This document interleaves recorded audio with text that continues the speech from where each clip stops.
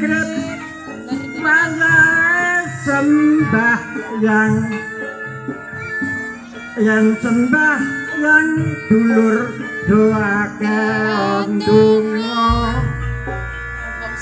mumpung seutret ayo nanggap wayang sokna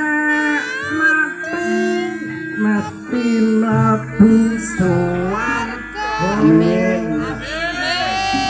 amin zaman wis bubrah kono-kono dulur akeh musibah kandhane malah akeh udan sing salah kaprah dikandani Mbah Gareng lho dikandani Mbah Gareng kok malah do cerita dhewe sing kakean pola akeh wong sing padha golek uwah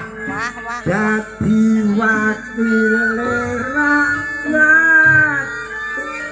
jare amanah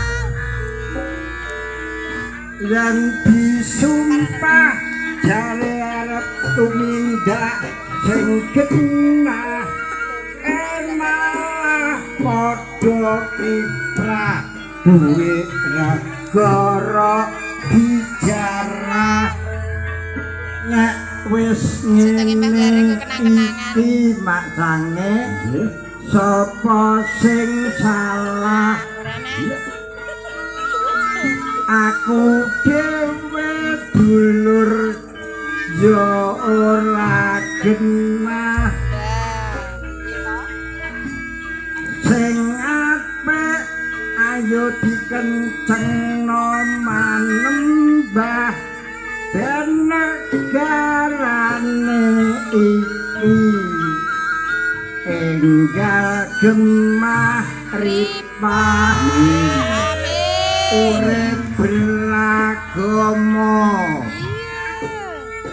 mesti terarah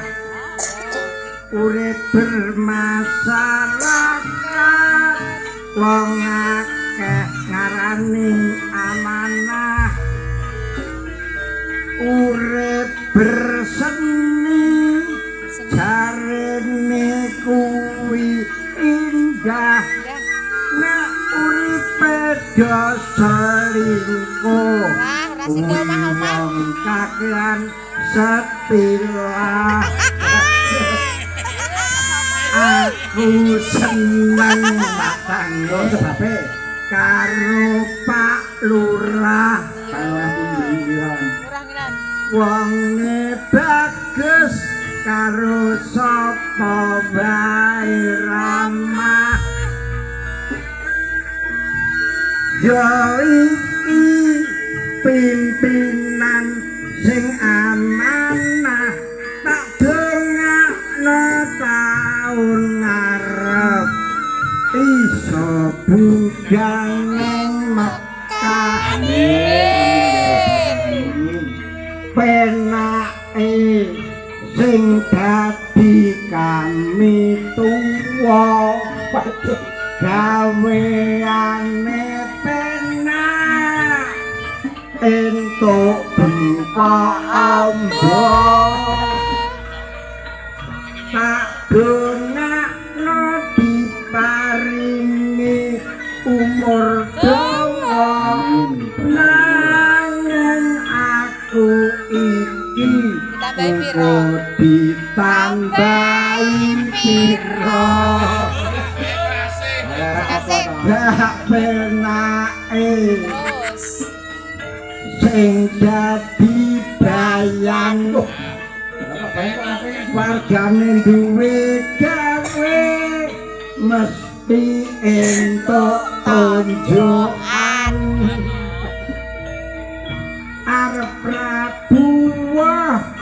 dheweke mesti sungkan tujune isih oman bengkok lumayan alhamdulillah gak penak mas sing dadi RT RW repot penak pas andun BLT terkadang isih cium